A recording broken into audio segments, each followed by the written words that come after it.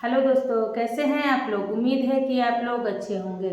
आज का यह जो वीडियो है एक रिक्वेस्टेड वीडियो है, क्योंकि इसे हमारी एक आंगनबाड़ी बहन ने मुझे फ़ोन करके रिक्वेस्ट किया है कि दीदी इस टॉपिक पर आप फिर से वीडियो लेकर के आइए। वैसे तो आंगनबाड़ी केंद्रों पर बच्चे ना आने का कारण, आंगनबाड़ी केंद्रों पर बच्चों को किस प्रकार से लाएं, इस टॉपिक पर मैंने वीडियो बनाया है, मगर फिर से जो है कि मैं आप लोगों के लिए आंगनबाड़ी केंद्रों पर बच्चों को कैसे लाएं, इस विषय में पुनः वीडियो लेकर के आई हूँ। तो जैसे कि आप लोगों को पता है कि यदि हम लोग किसी डॉक्टर के पास जाते हैं और अपने तबीयत के बारे में, जैसे कि हमें बुखार लगा है या फिर हमें कोई घाव हुआ है, तो यह बात जो हम जा कर के डॉक्टर से बताते हैं, तो डॉक्टर क्या करता है, सबसे पहले तो वो हमसे कुछ सवाल पूछता है कि जैसे कि यह घाव आपको कितने दिनों से हुआ है, कैसे हो गया है, या फिर बुखार आप लोगों को कितने दिनों से लग रहा है। तो उसी प्रकार से जो है कि किसी भी चीज़ के बारे में यदि हम लोग जानकारी लेना चाहते हैं, किसी भी चीज़ को हम लोग जो है कि उस परेशानी को ठीक करना चाहते हैं, तो सबसे पहले जो है कि हमें उसके जड़ में जाना होगा। सबसे पहले उसे हमें उसकी गहराई से समझना होगा। जैसे कि आंगनबाड़ी केंद्रों पर मैंने कई वीडियो डाल रखा है कि आंगनबाड़ी केंद्रों पर बच्चों को कैसे लाएं, कैसे जो है कि आंगनबाड़ी केंद्रों पर बच्चों को हम लोग ला सकते हैं।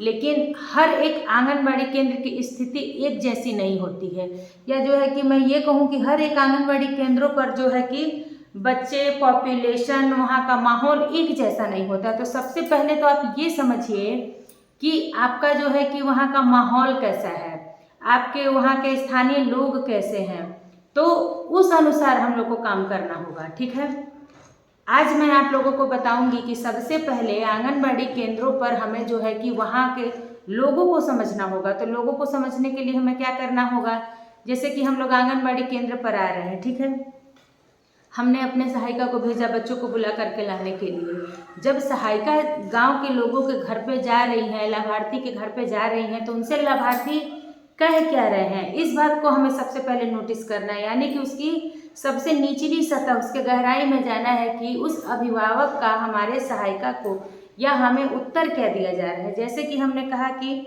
जाइए आप उससे घर से आयुष को बुला करके लेके आइए। तो जैसे ही वो आयुष को बुलाने गई, तो आयुष की मम्मी, उसकी दादी या उसके दादा क्या कह रहे हैं, कह रहे हैं कि आयुष जाओ तुम, ये जा ही नहीं रहा है, तो ये बदमाशी कर रहा है, ये डर रहा है। कई प्रकार के जवाब मिलेंगे। पहली बात सुनिए, पहले तो कह सकते हैं कि ये तो जाने का नाम ही नहीं लेता है, तो ये रोने लगता है। तो फिर ये कहेंगे कि ये भी कह सकते हैं कि क्या फ़ायदा वहाँ जाने का, वो जाता है घूम फिर के आता है, बस खाने के लिए भेजे। ये भी कह सकते हैं कि वहाँ पे उसको कहता है आकर के कि खाना नहीं बनता है। इस बात को नोटिस करिए आप लोग, मेरी बात ध्यान से सुनिए, क्योंकि इस वीडियो में आप लोगों के जितनी भी समस्याएं हैं अब तक की, सभी समस्याओं का समाधान होने वाला है। क्योंकि सबसे पहले हमें इस बात को जानना जरूरी है कि अभिभावक का इनकार क्यों है, क्यों अभिभावक हमारे आंगनबाड़ी केंद्रों पर बच्चों को नहीं भेज रहे हैं।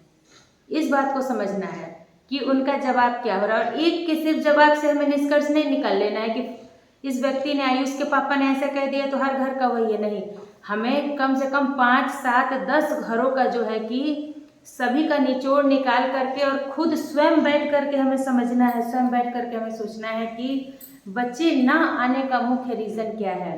क्योंकि रीज़न बहुत सारे देंगे, अभिभावक स्वयं देंगे। क्या फ़ायदा भेजने का, आज हम भेज रहे हैं, एक दिन आंगनबाड़ी आपका खुलता है, एक दिन नहीं खुलता है, क्या फ़ायदा भेजने का। बच्चे वहाँ जाते हैं, आपस में झगड़ा पिटाई करते हैं, रोज़ इसका बैग कोई फाड़ दे रहा है, रोज़ इसका कॉपी कोई फाड़ दे रहा है।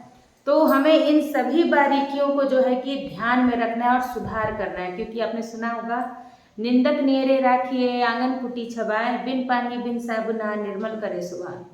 यानी कि जो हमारी कमियां हैं वो अभिभावक ही हमें बताएंगे, उस अनुसार हमें धीरे धीरे धीरे अपनी कमियों को दूर करना है, धीरे धीरे हमें अपने कमियों में सुधार लाना है। पहले हम सुधरें, खुद को हम सुधारें, तब जा करके जो है कि हम अपने आंगनबाड़ी केंद्र का संचालन बेहतर तरीके से कर सकते हैं। मैं आप लोगों को बता रही हूँ कि मैं जब से इस पद पर हूँ और मैंने भी एमए किया हुआ है, मैं चाहे तो किसी भी प्राइवेट स्कूल में अच्छी 8-10 हज़ार महीने पे मैं पढ़ा सकती हूँ, ठीक है। लेकिन मैंने जब इस काम को चुना है कि हाँ मुझे यही करना है, इसमें चाहे समाज सेवा हो रही है या गरीब बच्चों के लिए यदि मैं यहाँ पे हूँ, तो मेरी यह जिम्मेदारी है कि मैं उस जिम्मेदारी को बखूबी निभाऊं। यदि आप लोगों ने आंगनवाड़ी सेविका के पद को चुना है तो ये आपकी जिम्मेदारी है कि आप उसकी गरिमा बनाए रखिए, क्योंकि बहन, एक बहन के चलते जो है कि बाकी पूरी सेविका की जाति बदनाम हो रही है। मैंने इस बात को पहले भी कहा है, जिस प्रकार से एक मछली पूरे तालाब को गंदा कर देती है, सिर्फ उसी प्रकार से एक दो सेविका के चलते पूरी सेविकाएं बदनाम है। अच्छी सेविकाएं भी, काम करने वाली सेविका भी बदनाम। लोग क्या करेंगे हम आंगनबाड़ी पे भेज के? क्या आंगनबाड़ी पे पढ़ाई होता है? क्या करेंगे आंगनबाड़ी पे भेज के? एक दिन तो आंगनबाड़ी खुलता है, बाकी दिन तो आंगनबाड़ी बंद रहता है। आंगनबाड़ी का तो कोई पता ही ठिकाना नहीं रहता, सिर्फ पोसाहार उठाती हैं, ये वो फलान ठिकाना। तो मेरा आप लोगों से रिक्वेस्ट है कि यदि आप लोग आंगनबाड़ी केंद्र का संचालन बेहतर तरीके से करना चाहती हैं, मेरे साथ जुड़े रहिए, क्योंकि मुझे उम्मीद है मेरे साथ वही सेविका बहन जुड़ी हैं सिर्फ, और वही जुड़ी रहना चाहती हैं कि जो काम करना चाहती हैं, काम करने की इच्छुक हैं, काम सीखना चाहती हैं। यदि वीडियो पसंद आए तो वीडियो को लाइक करें, चैनल को सब्सक्राइब करें और अपने आंगनबाड़ी के व्हाट्सएप ग्रुप में जरूर शेयर करें, ताकि हम लोगों का, सभी काम करने वाली सेविकाओं का एक बड़ा ग्रुप बन सके। क्योंकि आपके कमेंट बॉक्स से मुझे समझ में आता है मेरे साथ जो भी सेविका बहन जुड़ी है सिर्फ और सिर्फ काम करने वाली सेविका बहन जुड़ी है। तो जो भी सेविकाएं बाकी हैं और अच्छी सेविकाएं, काम करने वाली सेविकाएं, मेरे साथ जरूर जुड़े। Thank you.